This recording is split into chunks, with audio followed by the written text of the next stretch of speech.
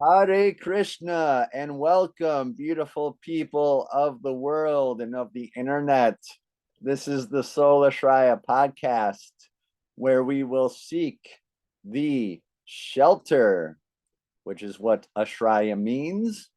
We will seek the shelter of our dear Lord Krishna through prayer, shastra, and conversation. I am kind of going without Balaram today. I would expect that he's coming on pretty soon, but in his stead, I have a wonderful devotee from Kansas City. She goes to the Kansas City temple. Her name is Andrea, and she will be joining with us today. Hare Krishna, Andrea. How are you? Hare Krishna, I'm well, thank you. Yeah, kind of a last minute thing we got going on here, but it's so good to be in the association of top-notch devotees as much as you can. I'm embarrassing her. I'm sorry. I won't embarrass you anymore. But thanks for coming on last minute. Thank you very much. Yes, thank you. Dandava pranams. So we are almost at the end of chapter 3 of the Krishna book. And as we had read on the last show, we are in the middle of the prayers to Lord Krishna. And it is absolutely fascinating because this is when you're really starting to get like a very real picture of like who Krishna is, how powerful he is, and everything in this world is pre-planned and Krishna is in control. We know that by these prayers that are going to him. So I will do the old share screen here. Yes, we'll bring this up. Now, I would be greatly remiss if we did not recite the Mangalacharan prayers before we get going. So let me bring that up real quick. And here they are. Hare Krishna.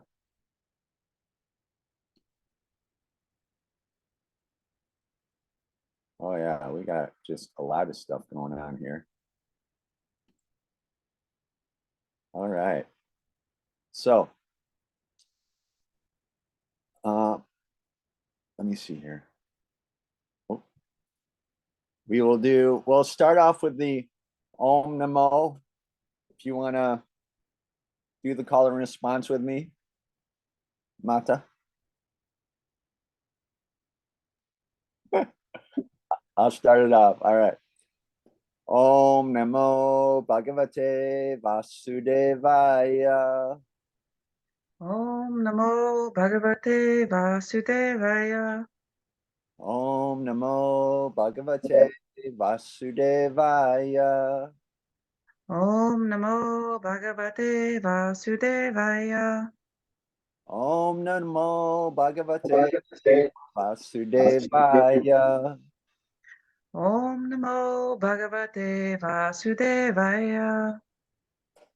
Om Ajana Tamarandasa Jana Jana Shalekala Chakshu Unmilimetam Taisma Shri Guru Rev Namaha. Namo Om Vishnu Padaya Krishna Prestaya Bhutale Srimate Bhaktivedanta Swamin Ita Namane Namaste Saraswate Deve Gauravane Pracharani Nirvya Shesha Sunyavade Paskataya Dasatarin. Gotta move it up a little bit here. Pancha Kalpa Tarubhya Sacha.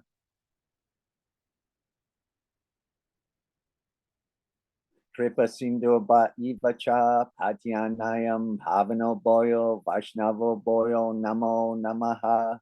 Jayo Shri Krishna Chaitanya Prabhu Nityananda Shri Advaita Gadahara Shri Vasudeva Gora Bhakta Vrinda. Hare Krishna, Krishna Krishna, Hare Hare, Hare Rama, Rama Rama, Hare Hare. Jayo, Jayo, Jagannath Ki Jai. All right, now I will bring up the text and where we're at today.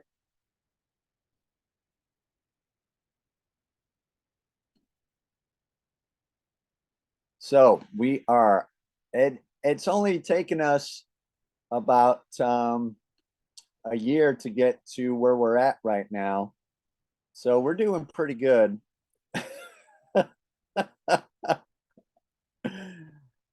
I think it's something like, oh, it's definitely like, oh man, we've been doing the show for at least 12 months solid. And we are finally at the end of chapter 3. So I'll just hop in and start reading, and then we can have like a discussion about it and everything.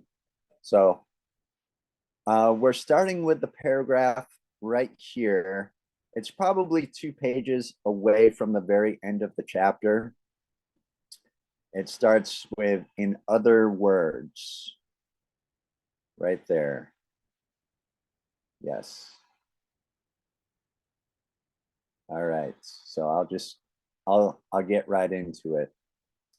In other words, to appear in the material world, the Lord selected his mother and father, namely Krishna and Sutatapa. Whenever the Lord comes as a human being, he must have a mother and a father. So he selected Krishna and Sutapa to be his mother and father perpetually. And on account of this, neither Krishna nor Sutapa could ask the Lord for liberation. Liberation is not so important as the transcendental loving service of the Lord. The Lord could have awarded Krishna and Sutapa immediate liberation, but he preferred to keep them within this material world for his different appearances, as will be explained in the following verses. On receiving the benediction from the Lord to become his father and mother, Sutapa and Krishna retired from the activities of austerity and lived as husband and wife in order to beget a child who was the Supreme Lord himself. So if we back up to just the paragraph right before that, Devaki had just said all these very long prayers to Lord Krishna, and they're very deep, very powerful prayers. And now the Lord is responding to those prayers. And it explains so perfectly how, on receiving the benediction from the Lord to become his father and mother, Sutapa and Krishna retired from the activities of austerity and lived as husband and wife in order to beget a child who was the Supreme Lord himself. So it explains that Krishna knew who he wanted his mom and dad to be.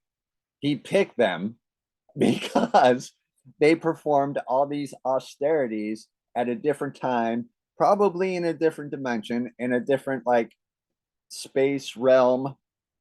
And now here he is saying, hey, okay, I guess I choose you to be my mother and father in this time at this place. Very interesting. Very interesting. So I'll read this one more paragraph and then we can talk about it real quick. All right. So next paragraph. In due course of time, Krishna became pregnant and gave birth to the child. The Lord spoke to Devaki and Vasudeva at that time My name was Krishingarabha. In the next millennium, you took birth as Aditya and Kashyapaya, and I became your child of the name Upendra. At that time, my form was just like a dwarf. And for this reason, I was known as Vamaradeva. I gave you the benediction that I would take birth as your son 3 times. The first time I was known as Prashingabra, born to Prishni and Sutapa. The next birth I was born as Upendra, born of Aditi Kasayapa. And now for the third time, I am born as Krishna from you, Devaki and Vasudeva. I have appeared in this Vishnu form just to convince you that I am the same Supreme Personality of Godhead again, taken birth. I could have appeared just like an ordinary child, but in that way, you would not have believed that the Supreme Personality of Godhead had taken birth in your womb. My dear father and mother, you have therefore raised me many times as your child with great affection and love, and I am therefore very much pleased and obligated to you.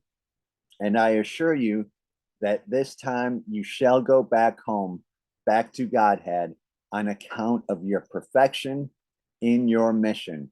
I know you are very concerned about me and afraid of Kamsa. Therefore, I ordered you to take me immediately to Gukola and exchange me for the daughter who has been born to Yasoda. So, I just want to keep reading, but we'll stop right there just for a second and just talk about that real quick. So the Supreme Lord, Krishna, has got all of this pre-planned out already. He is talking to Devaki, and he's saying that, you may know this, you may not know this, but I, in another millennium, I was this, and this. I mean, how amazing is that? This is just, this book, based on the 10th canto of Srimad Bhagavatam, is the condensed version of that canto. And these scriptures are simply amazing. I am very privileged. Well, I should say we are very privileged to have this, to have these scriptures, to have this book in written in this very, very condensed form as well, where it's easy to read, easy to look at, easy to analyze, and very, very, palatable, I should say. So I might read on just a little bit more here as a matter of fact, just to get, just to maybe even be able to get to the end of the chapter today. Let me see here. Yes.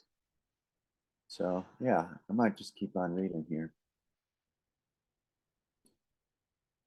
Read to the best of my ability for all of our audience to see here. Okay, so Krishna, having spoken thus to his father and mother, the Lord turned himself into an ordinary child in their presence and remained silent.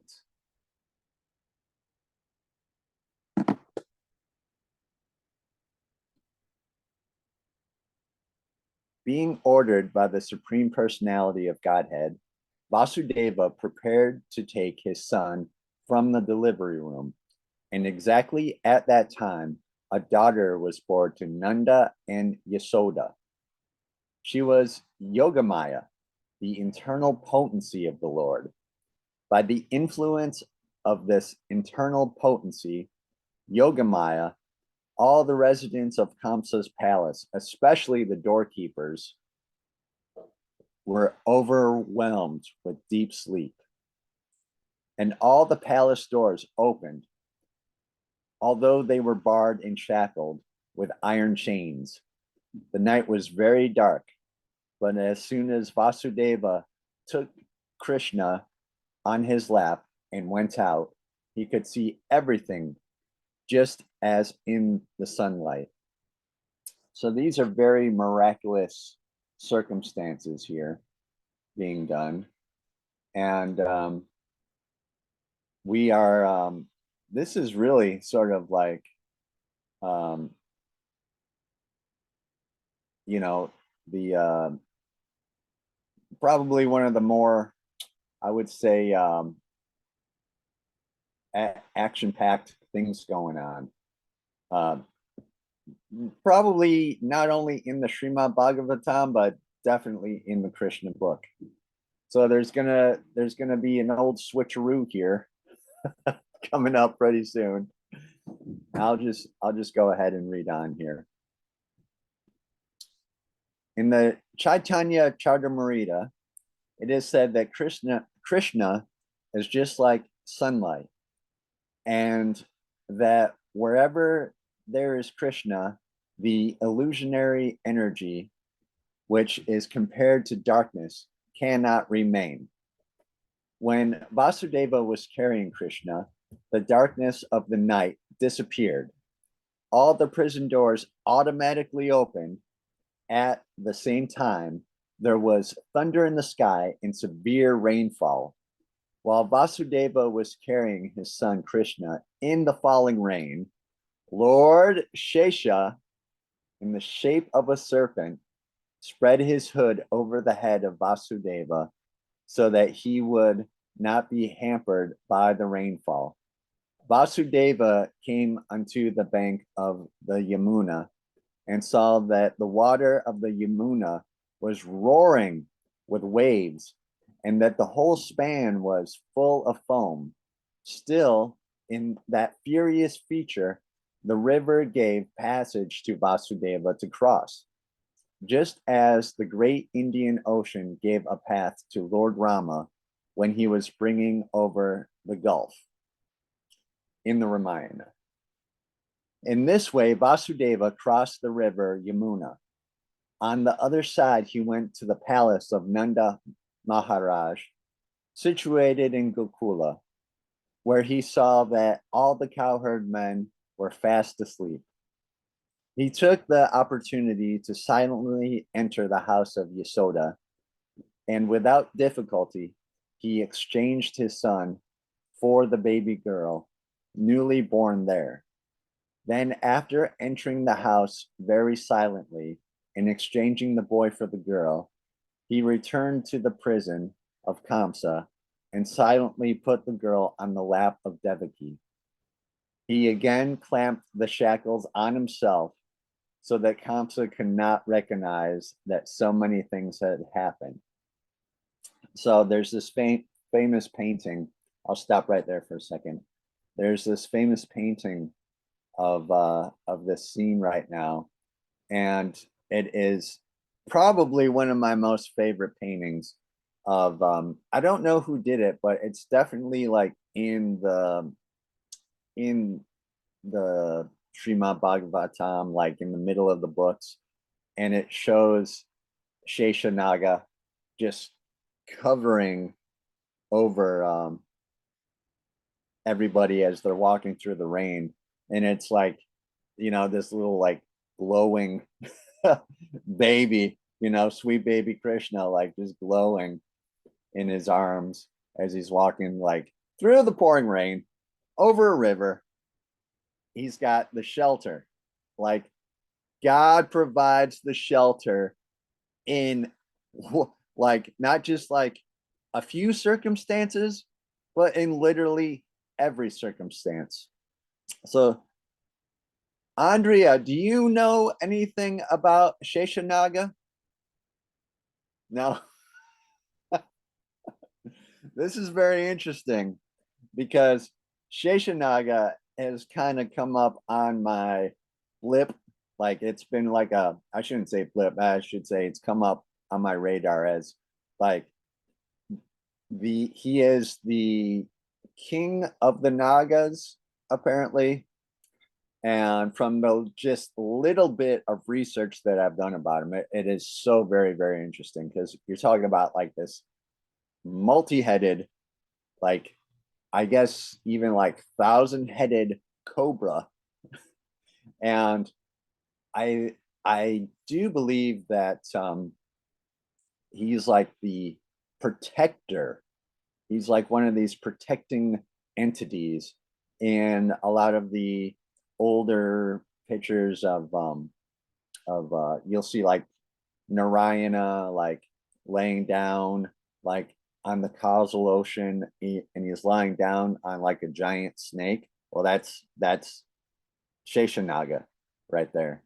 So I'm just fascinated by this whole thing with the snakes and everything, especially Sheshanag and the cobras. It's the imagery of it is just you know breathtaking because you got to think when this was written thousands of years ago, people would huddle up together, and like this was like their Saturday night, their probably every night back then, but people would gather and read the holy scriptures.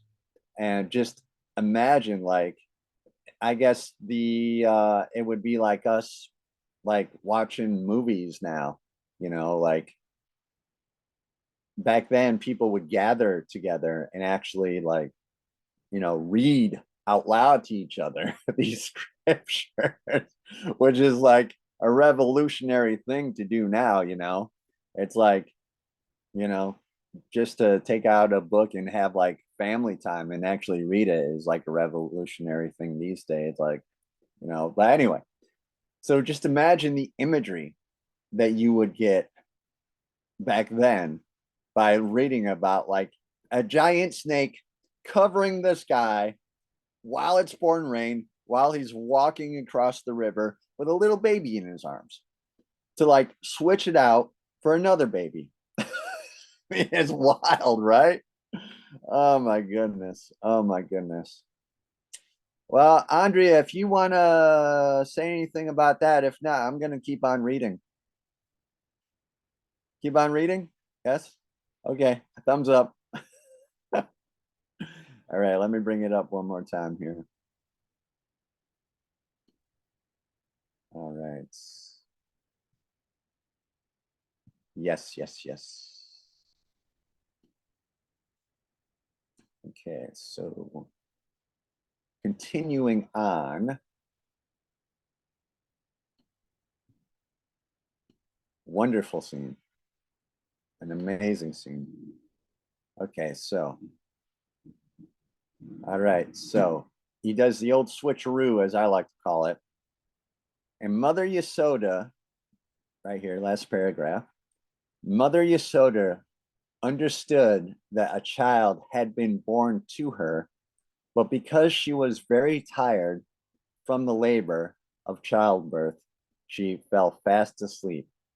When she awoke, she could not remember whether she had given birth to a male or a female child.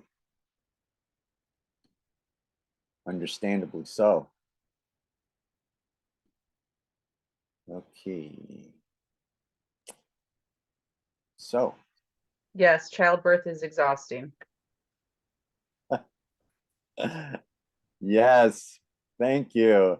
I would imagine so. I would imagine so. So, just to sum that up real quick, that I guess we were way closer to the end of chapter 3 than I had thought we were. So that was pretty much like the ending of chapter 3. A very good ending indeed. So yeah, I thought we were a little further away, but that was actually the ending of chapter 3 right there. So, Andrea, Thus ends the Bhaktivedanta purport of the third chapter of Krishna, Birth of Lord Krishna. yes, yes, Dashi Krishna. So, do you got anything to say about that? No pressure.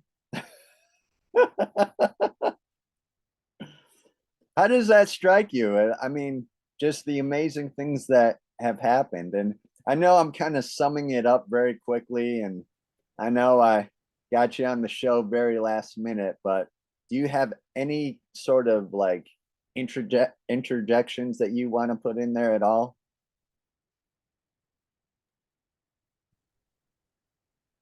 The waters and such like reminds me of like in the Judeo-Christian Bible where the sea is parted, where the Lord moves water in order to bring about his will.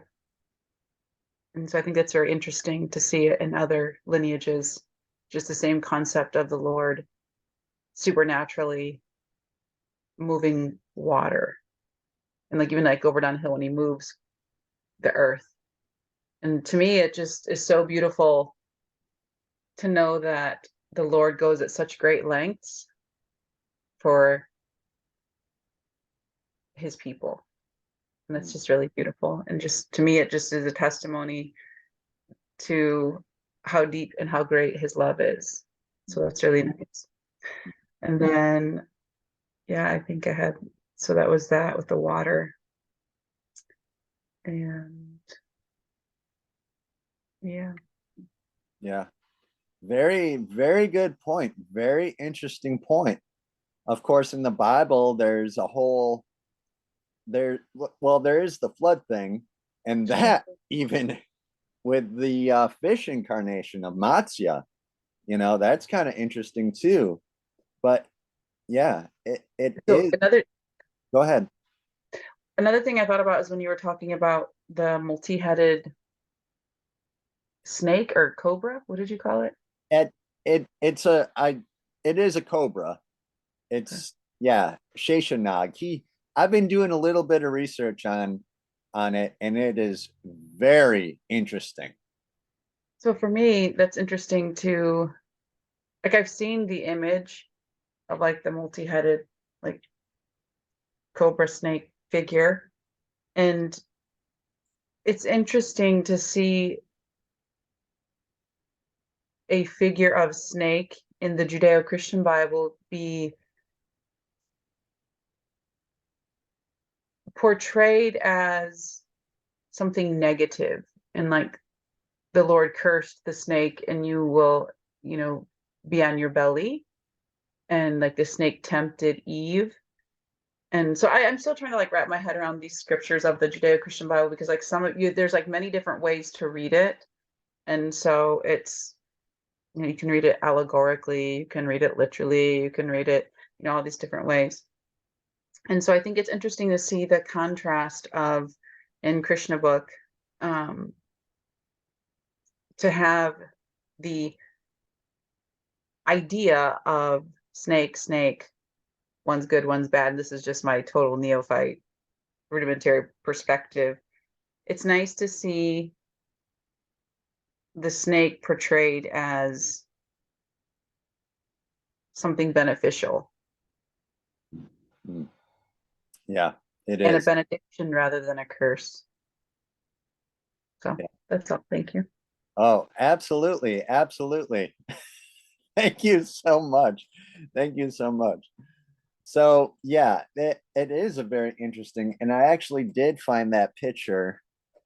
There's that famous picture right there, and that's the scene right there. What plate, Prabhu, was that on, and which canto? This I didn't know it, but it's actually in the book. in this one. Yeah. I don't know. There's a couple of different versions. Which page in that version? I have that version as well. Oh, okay. This oh, there actually it does say it says P43. So I think that's plate 43. I don't Maybe think page that's 43. I'm not too familiar with their, yeah. The page is that might be page 43, where it talks about that part of it. yeah, Like the picture would go with the words. yeah. Well, there's Okay. kind of like in these books, they kind of put like all the pictures, like they kind of group them all together. Okay. And so they're not like right along with the story. They just kind of group them all together. So anyway, yeah. You're oh, I'm just gonna go find that book. It's in my downstairs bookshelf, but I'm still here. okay. No, don't go. Please don't go. So yeah, so that is the scene right there. And that is it is very interesting with the water too. There's definitely something there going on with a deeper meaning with crossing the river and it's raining and you're being sheltered by a giant cobra. I mean, it's just it does things to the imagination, you know. So in the yeah, of course, you know, my background being, you know, raised in like the, you know, like Christian church, the American like Western Christian church, we were always like taught, like, snakes are the devil and, stuff like that. So it is very interesting to sort of like step out of that box, step out of that paradigm, I guess, and think of snakes as like, well, I guess as devotees, we're thinking of everything as a living entity, as part of the Paramatma, as part of the super soul. So, of course, that would be snakes too.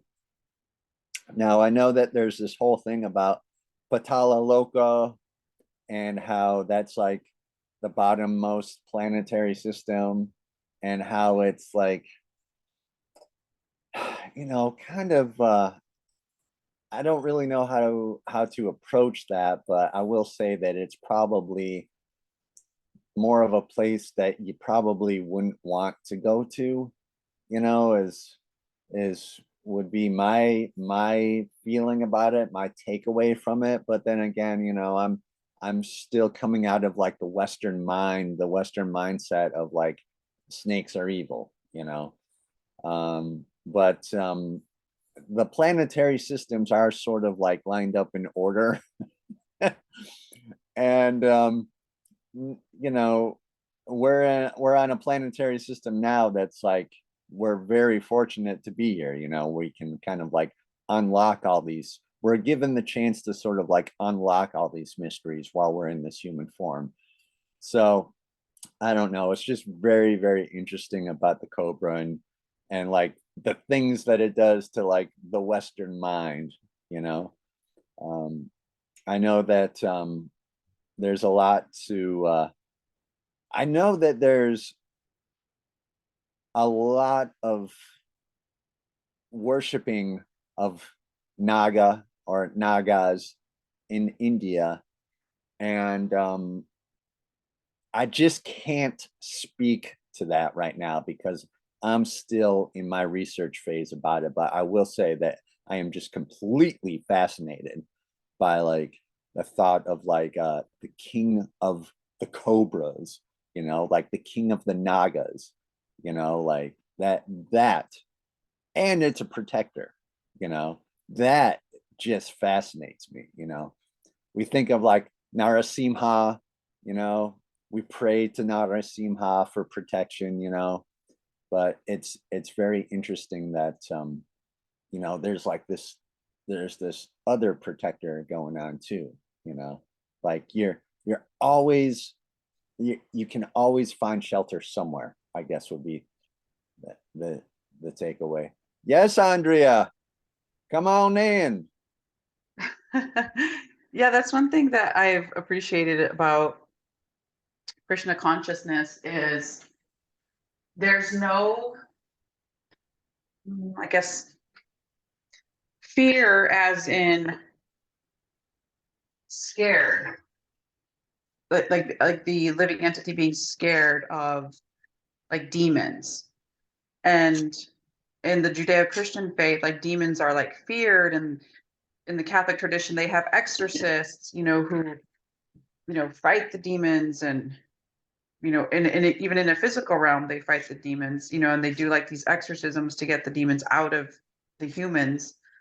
And in Krishna consciousness, it's like demons aren't feared. And in the sense of, oh, this thing is, I feel like I'm not explaining myself nicely.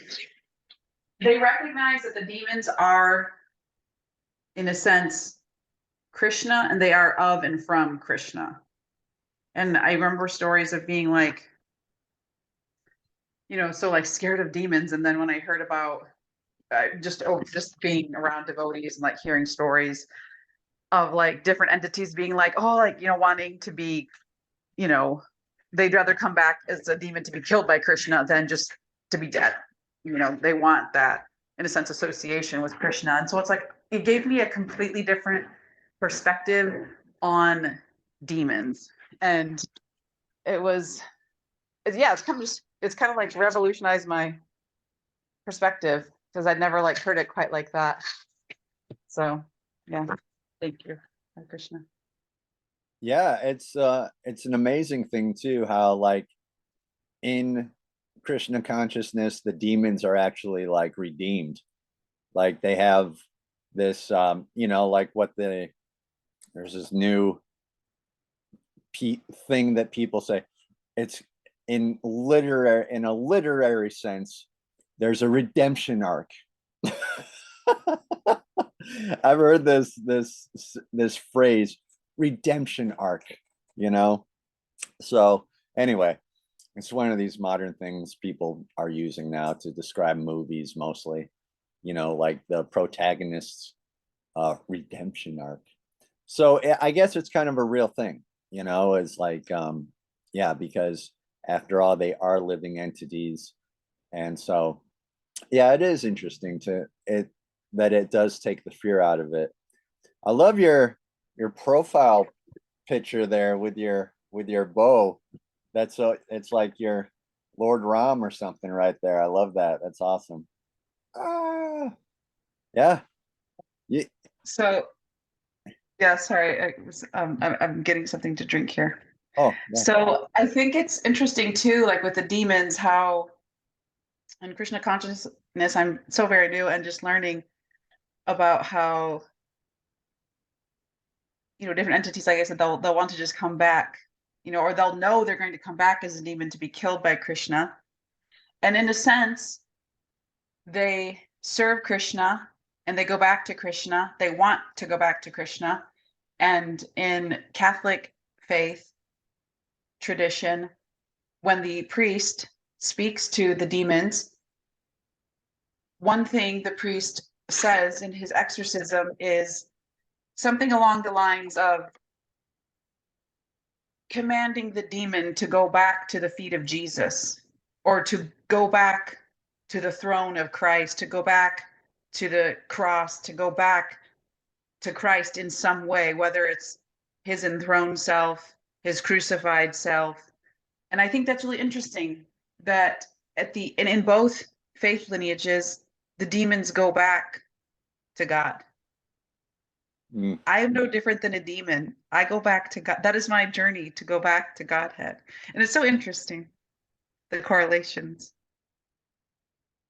Yeah, absolutely. I know it's there, and there's so many more correlations. Um, so yeah. Um, the more, it's crazy how many correlations there are actually. The more you get into it, the more these correlations you start to see them. I've heard it said, I don't know if you've heard this said, but I've heard it said that the Bible is actually a part of the Vedas.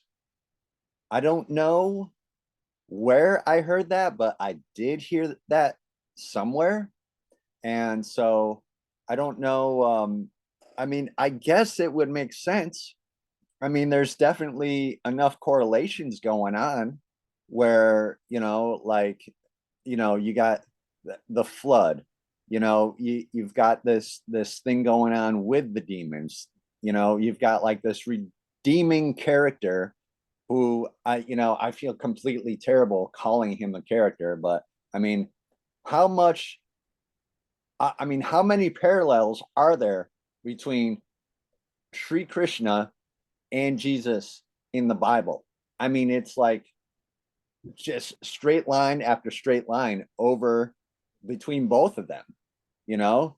Like they show up in this miraculous way, and like their real thing is like, you guys just please stop killing each other. Go ahead, Andrea. I wonder if anyone has done a side by side comparative analysis. Like, here are, or maybe not a comparative analysis, maybe, I mean, you can call it whatever you may, where all the scriptures are like, here are all the similarities. Here's where Jesus says this, here's where it says this in the Bible, here's where it's saying the same thing, and then, Bhagavatam, the, CCC, just anywhere, like Upanishads, anything, like even the Rig Veda, it's like, has anyone done that? Does that book exist? And if not, I think I found my life's mission. I'm just kidding. No, no, you know who would be a great person to ask that? We are now joined by Balaram. Thank you for joining, Prabhu. Do you know if any such book exists? Hare Krishna. Yeah, sorry I'm late. Okay. Someone called and I had to take the call. Okay. Um, no, I also would love that. Yeah. We do know a few scholars who are quite qualified for that. Um, that's something I feel like what I'm feeling needs to be said on that is it's not such a simple thing. Mm. Um, yeah, to just say, oh yeah, these two things are the same. Um, John Priya has written several papers. He's written papers on that. It's something we can always explore with him. He always explores with us in conversation. Um, like the I am, right? He's, pointed out, when Moses went to the burning bush, and the, was it acacia tree? Yeah. Yep. Right, the burning bush. And he said, I am that I am. And Krishna, how many statements? About 700 times in the Bhagavad Gita, I think. Or is it 300? 700 verses, I think it's, anyway. Many, many times he says, I am this, I am this, I'm the light of the sun, I am the fragrance of the earth, the taste and water. Like, I'm the beginning and the end, in the middle of all existences. I am, I am. So we understand, oh, who is that? The soul of the universe. Who sent Moses to the Pharaoh, to the Egyptians? The soul of the universe, Mm. right? When they ask who sent you, tell them the I am, right? The soul of the universe.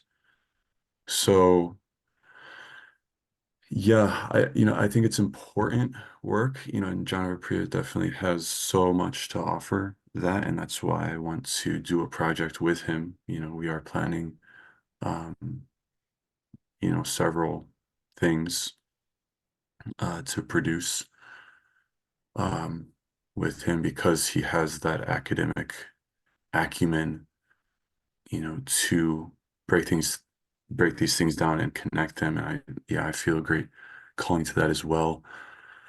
Just for the purpose of understanding that these aren't um, contradicting things, and it's like either or, that if you're not Christian, then you are heathen and you're going to hell. So no, at the same time, it's it's a very delicate work because, well, for different reasons. It's like, and this is a whole uh, thing, but Kirtanananda Swami, you know, it's a whole thing that we could get into because he wrote a book, Christ and Krishna, where he attempted to do this, but he kind of ruined it for everyone by falling down. You know, Oh, he was okay. the biggest fall down in our movement and one of the biggest fall downs in history of the world as far as cult leaders go. He was one Mm, of the worst. mm. The FBI had on their watch list Waco, Texas, number one, and number two, New Vrindavan, Iskon New Vrindavan. Yeah, Wow. it's a whole story. There, you can watch the documentary. I just watched it last week, I think. Wow. I Um, didn't even know there was a documentary. yeah, it just got released a couple months ago, maybe. Oh, Um, what was it called? It was like Krishnas. I think it's called Krishnas, like plural. Gurus, something, murder, like guru. Wait, do I have it? No, I think I probably deleted it. Anyway, it's on Peacock. oh, It's where okay. it's available.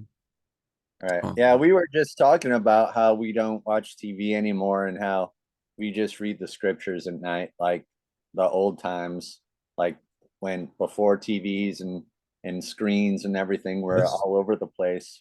that's the real, yeah, that was the Gather original and read the entertainment. scriptures together. That's what we do. Yeah. Well, I don't really need to know about the past things, Well, it is an important new things history. going on. It's important to know because it's a lesson for us. Yeah, It was, that and is. this was my point, Yeah. was it was like it's like, Prabhupada knew, you know, but he also knew that it was unavoidable. And the only thing for him to do was to give shelter to Kirtanananda and hope that, his fate could be averted by the mercy, you know, of association with his god siblings and with his own books, but it wasn't the case. New Vrindavan went dark. People they stopped chanting because, oh, you're doing Sankirtan.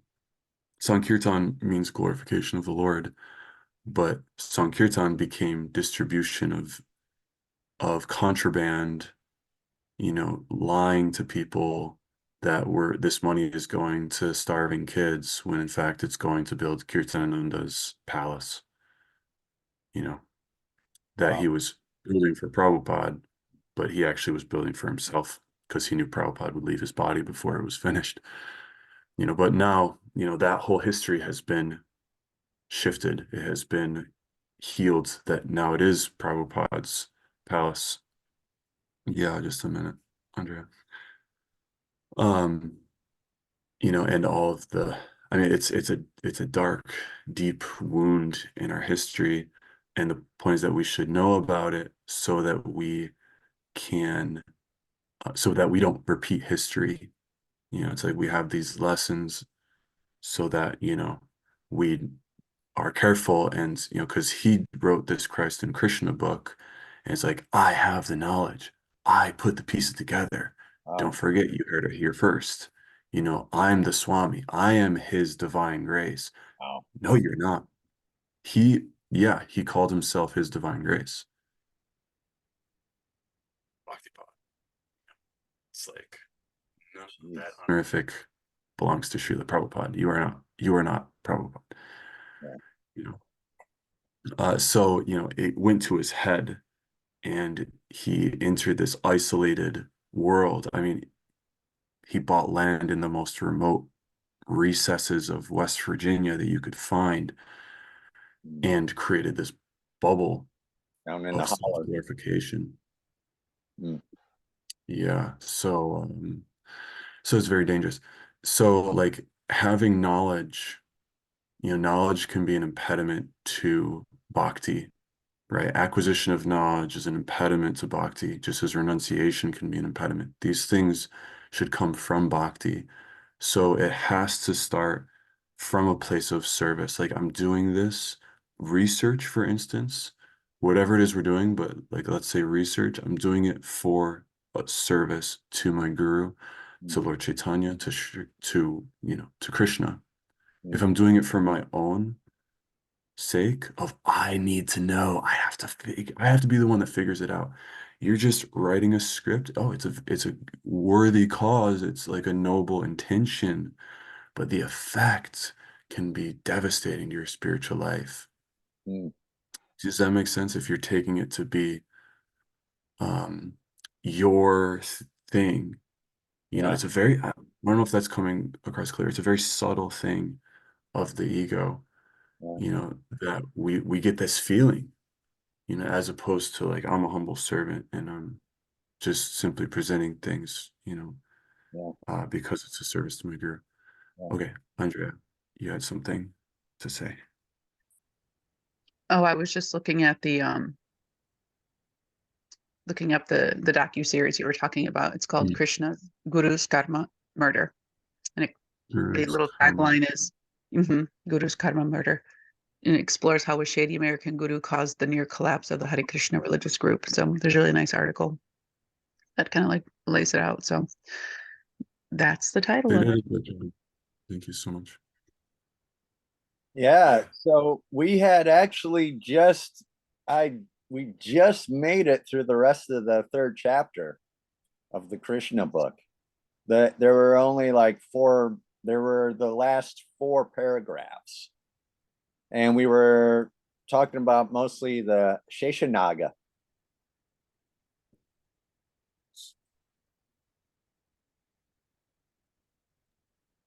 And how childbirth is difficult. And I can see how she fell asleep. Yes. Oh, so okay, you went through the yeah, Vasudev Yeah. crossing the river with Krishna. Yes. You read that? Yes. So, okay, here's something very interesting. And I don't, how much time do we have? What time Oh, did you start? we still got like at least 15 minutes. Okay, nice. Yeah. Okay, because I was discussing this with John and Priya, and it would be great to have, if we could have had him on for this episode. Mm. But I'll do my best um, to break down what he was sharing. I mean, it goes so deep. It goes like so, so deep. But okay, Krishna was born. At the time Krishna was born, the world was, everything was very peaceful, right? Jake, you remember those Yes. episodes? Yes. It was just like everything's wonderful, beautiful.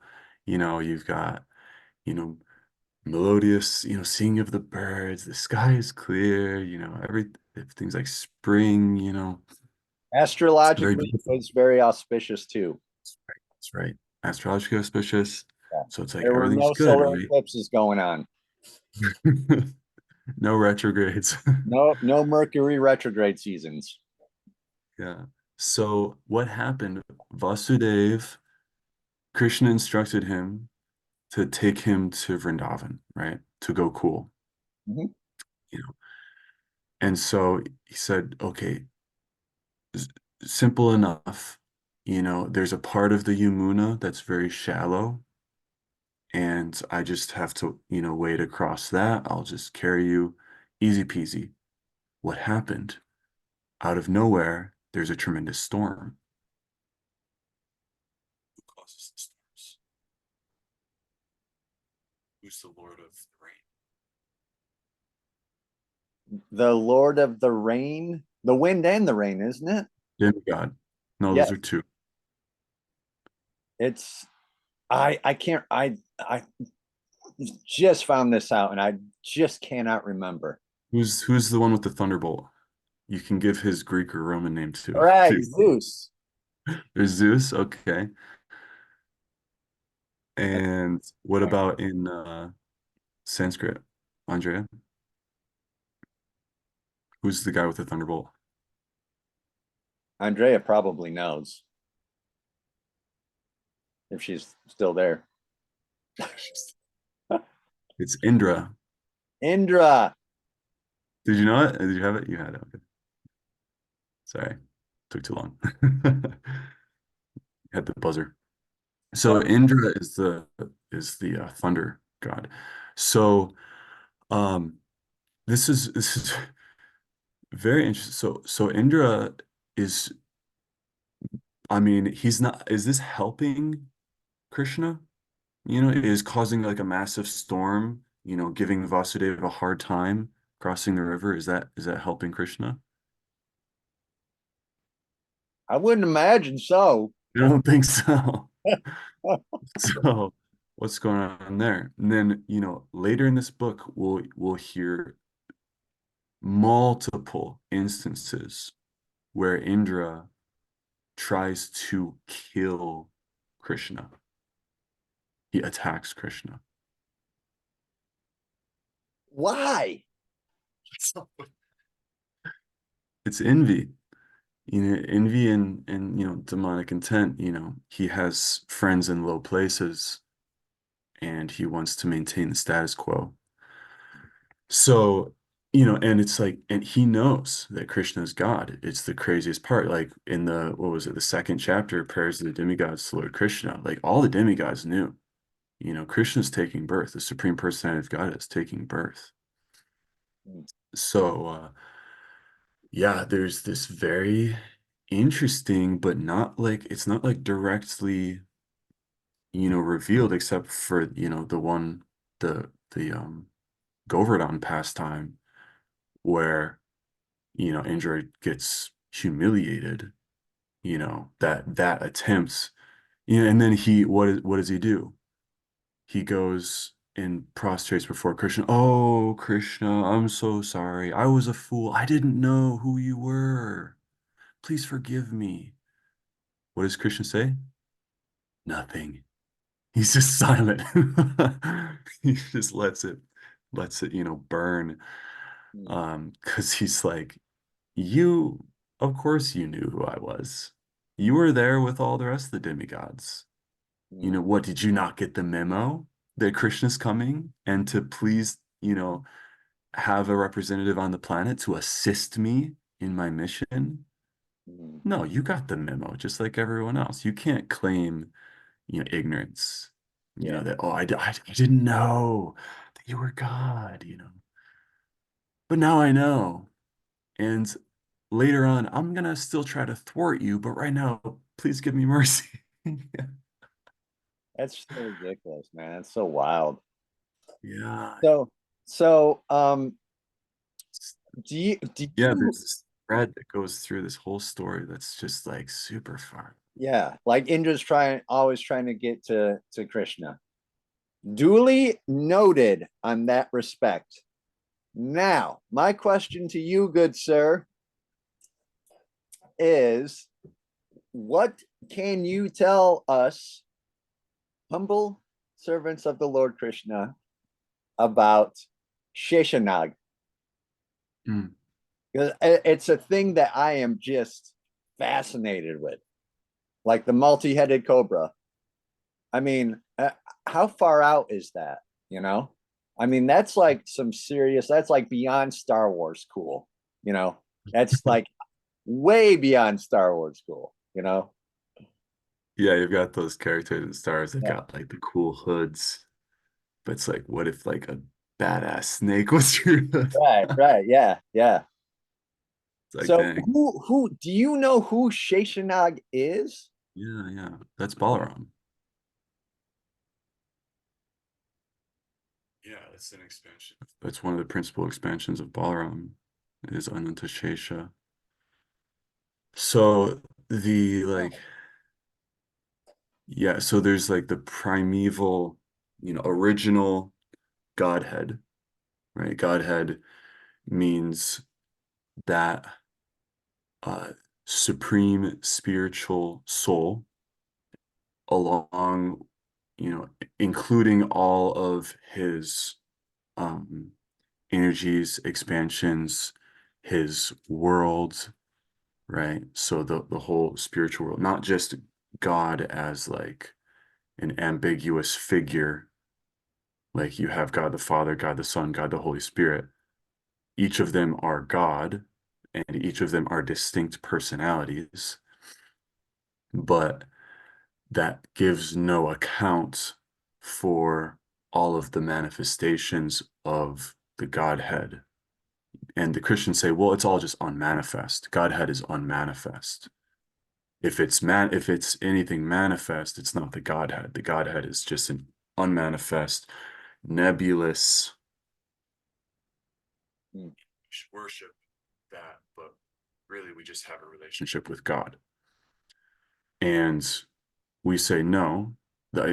Well, yes, it is unmanifest in the sense that it's not materially, it has nothing to do with the material manifestation, but it is variegated. It is a spiritual world. You can go back to Godhead because that's where you came from. Hmm. And we do have a relationship with it because it is conscious and it is chock full of living entities, of conscious beings. Hmm. And there are two varieties of those conscious beings. One is the same as us, the living entity, who's, caught in this snare of Maya, right? Of self-interest, like Indra. He's the great exemplar of someone who's like, he is on his trip and he doesn't want anyone to derail it, right? Yeah. And he's gonna ride it out as long as he Ego can. is in overtime. Yeah, you go Overdrive on, ego. you go on overdrive. Ego. um, but in this spiritual existence, we don't have anything to do with this trip, and so we need to reconnect with that spiritual nature, right? So there are those souls who are just perpetually in that state of pure love. And the other category is the Supreme Being himself, right?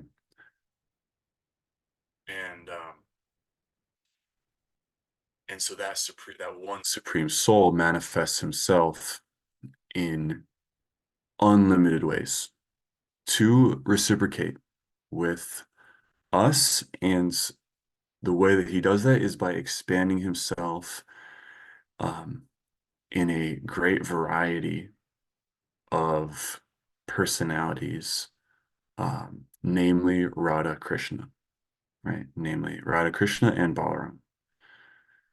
And through Radha Krishna, we have the divine couple uh, from whom all love emanates, around whom all love, is orbiting, if you will, or revolving around, more specifically, that our love, our loving dramas are actually having their roots in Radha Krishna. And it is for the soul to realize that and to consent to putting our heart there because we have the free will to do otherwise. But we put our heart, in the divine couple, be it Radha Krishna or one of their expansions, Sita Ram, Lakshmi Narayan, right? It's however deep you want to go into that supreme love, Hmm. right? So that's Radha Krishna, and so that's the Godhead. That's the central core of the Godhead, you could say. But then the rest of the Godhead is Balaram. So Balaram also expands from Krishna, and he is that aspect of Krishna that expands to uh, facilitate all of the worlds, right? And so Ananta means unlimited, and so that is, and it's unlimited what, it's unlimited expansion. It's also unlimited service and glorification that um, and he is also called Nityananda, right? Nityananda means he's eternally blissful. Why is he eternally blissful? Because he has unlimited service to Krishna. He's constantly engaged in service to Krishna. Mm. So all of the expansions of the Godhead, um, in the spiritual worlds are then facilitating so much service to Krishna. And then he expands into the material worlds as the Purushas, uh, which include Ananta Sesa, Shesha Um, Okay. See, I I was don't know way if that'd be off. more complicated. Yeah, I was way off. I thought that Sheshanaga was I thought that he was like the king of the snakes, or the king of the I'm Patala Loka or something like that. Yeah. wondering if that's Vasuki. Uh, Oh, maybe I can look up who is Vasuki. yeah, Because Krishna says, of the hooded snakes, I am Vasuki. That yeah. means that Vasuki is the most prominent amongst the snakes. I don't know if that's another name for Ananta. I feel like it's not. But no, Ananta resides on the Garbhodak Ocean, and he is the bed of Garbhodak Vishnu. That's I so yeah, we were talking about that, like about the snake thing. And I straight up, I was like, I don't know how to approach it, but I am fascinated by it because it's such a different like in the Western world, we're trained to think that like snakes are like the devil, you know, like in the Bible, I'll curse you to roll around on the dust, take the dust of the feet. I don't know, maybe Yeah. Andrea knows that verse better than I do, something like In that. the Vedas too, Oh, it really? well that yeah, it's there's two types of envious beings. One of them is snakes. So snakes are like they are like the incarnation of envy. Okay. Okay. So, there's statements in the scriptures about that, like, if a snake is in your home, it's your duty to kill it, like to like kill, not to like, oh, little Jiva spirit soul, like, you should go back out into the woods. Like, no, kill that. Um, and that even like great saints are happy to hear of a snake being killed. So it's like, yeah, it's a kind of confusing thing, because Ananta Shesha has nothing to do with any material qualities such as envy, especially envy. And we understand that because he is the least envious being because of how unlimitedly he is glorifying Krishna, Mm. right? Like that is the zenith of non-enviousness, is to glorify Krishna, like to glorify the soul of all souls. It's like not only like he's not envious of any soul at all because he is constantly glorifying you by virtue of glorifying your, you know, supernal source, your Lord. he's constantly glorifying your beloved, so it's like, well, it's like if I were constantly glorifying your, spouse, you'd be like, well, yeah, you obviously have nothing against me. Yes, Andre.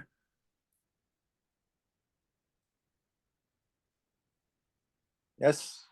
Yeah, so this scripture, Jake, that you were thinking about is found in Genesis 3, where God told the serpent, because you've done this, you're cursed beyond all cattle and wild animals, cursed to slink on your belly and eat dirt all your life. I'm declaring war between you and the woman, between your offspring and hers. He'll wound your head, and you'll wound his heel. And then he goes on to tell the curse of the Adam and the Eve. Mm, So that, Genesis 3:14 is what you were thinking of. yes, yes, that is it right there. Thank you so much for finding that reference. Thank you. Yeah, so I guess it really all does tie in, really, you know? I mean, I don't, that's another, you see, Yeah, Snake has taken a position, yeah, that as well. this, But like, then there's Ananta Sesa, and it's like, well, because it's also kind of like anything that, like any form that the Lord takes, is glorious and beautiful, and it can even be paradoxical, but like that just goes to show how wonderful Krishna is, even when he takes the form of a snake, even when he takes the form of a hog, a boar, mm, even when he takes the form of a, you know, ferocious half man, half lion, even when he takes the form of a thief, he steals the gopi's clothing, he's a yeah, rascal, but his thievery is glorified. His lying is glorified. When Krishna lies, he outright lies, mm, but it's glorified. If any one of us lies, no, it's condemned. yeah, But there's something very deep for each of us. It's for each of us to explore. That's there in Krishna, you know, that his activities are enchanting the soul to its natural loving state, right? And this material world is a perverted reflection. This is what we need to understand, that there is a gulf of difference between Ananta Sesa and the snakes of this world. mm, And we have to understand that the original reality of snakehood is not evil. The original reality of anything is not evil. It is all good. It is pure goodness. Because why? Because it is situated in the constitutional position of loving devotion to Krishna. mm, Who is this Krishna? He is that one soul that is perpetually churning our hearts to increase our love for him. mm, We are not that. yeah, If we do these things that um, are provocative for others, it's not going to help them increase their love of Godhead, their love of all that is, right? If you do something provocative, it's going to like cause a reaction in them that is a stress, actually, that will probably get them more entangled in material energy, and it will be more difficult for them to open their heart. But if Krishna does something provocative, it expands the heart unlimitedly, mm, right? That is the wonderful mystery of Krishna. mm, yeah, yeah, it's amazing. It is amazing. The the the most amazing is what you were just saying. That is the most amazing, but there's even more amazing because because there is there's also the reciprocal effects, like the love that he's just giving you, like just working in your life, like, and I mean, I guess it's kind of hard to, well, this is more, it's like just Krishna is amazing. Just the stuff he does and how he takes care of us, is amazing. It is amazing. And how we had just read at the end of the third chapter how he had already had it all planned out anyway. He knew what was going to happen. He knew about Yogamaya being born and the old switcheroo that they had to do. I mean, he had it planned out all ahead of time. Like, you guys are going to be my parents. You've done all this. You're going to be my parents. And this is what's going to happen. And so, I don't know. I was, the thing that blows my mind the most about the whole end of chapter 3 is how Shesh is actually Balaram. That, but it does make sense too. That does make total sense. He's an aspect of Balaram. Yes, that then, makes sense. Right. Because Balaram is obviously, he's there with not Devi, with what's his mom's name, Rohini.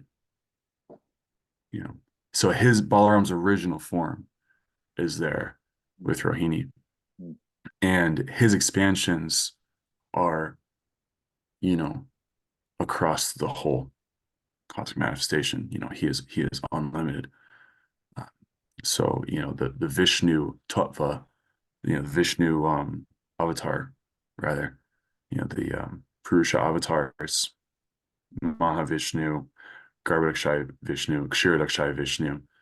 Those are all expansions of of Vasudeva, of Narayana, which are expansions of Balaram, right?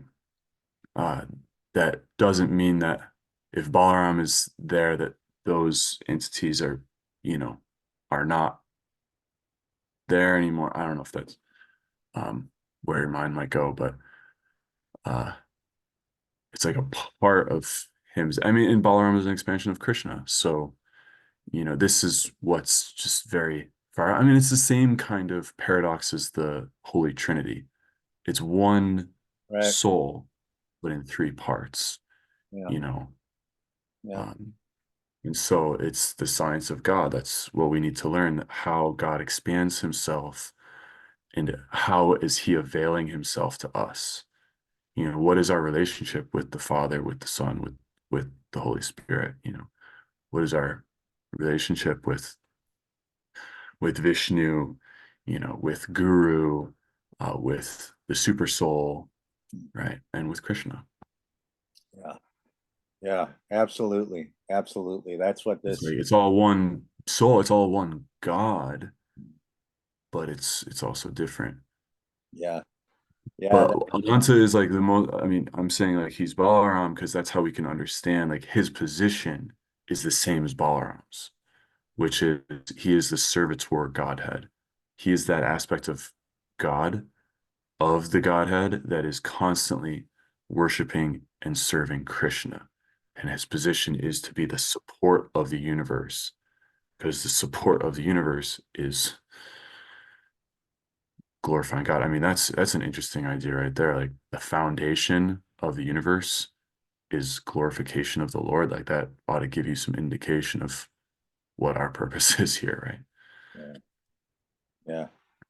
Yeah, absolutely. And that it's in good hands. It's not like underneath everything is just a big fire and hopefully you don't fall in it. It's like, well, that is down there, actually. Like underneath the layers of the lokas, like right above Shesha is where the hell realms are situated. Patala Loka. No, beneath that. Patala Loka, those aren't the hellish realms. Those are the lower planetary systems. This is a kind of like a misconception. Yeah, if we had a map, we could show you. There's like the higher planets, Earth, the lower planets, and then below them, there's a region where the hellish realms are. They're separate from the 7 lower planetary systems. Because yeah, you have like Nagaloka is down there. And they're hellish for us, The light of the sun doesn't shine there. God Yeah. consciousness is very reduced there, probably, generally, right? But only to the extent, like the upper planets are more God conscious, but that doesn't mean that they're God conscious, just as it doesn't mean that these places are not God conscious. Because God conscious means you're out of the whole system altogether. You're in the transcendental realm. Right. Even Right. becoming God conscious anywhere that you are situated, here is easiest. The earth plane is the easiest place to become God conscious because you're exposed to the whole gamut of, what the nature of this whole reality is. Whereas the higher planets, there's no impetus for that because life is good. Lower planets, you're not getting, that light of the sun, and like you're not getting that sense of beauty of God there. Um, they're more tamasic, they're more engrossed in the sensual, the physical, experience. It's very dense there, and there's the mind just doesn't dwell in higher things, and then the hellish realms are a totally different beast. That's where torture is involved. Mm. Yeah. See, what we got to do is we got to get you a whiteboard at some point here. We've got to get you a whiteboard, and we could do a whole episode on the planets. It's Telling in you the right. garage in my parents' place, apparently. So next time I pass through there with the truck, I'll pick it up. Yes. Yes. Yeah. Thank you very much, Balaram, for explaining that to us. And thank you, audience, for dealing with us and coping with us while we cope with the ins and outs of the material world and the ins and outs of running a podcast. Thank you so much for watching our podcast. Let's end this show by reciting the Hare Krishna Maha Mantra 3 times, and then we will let these poor people go.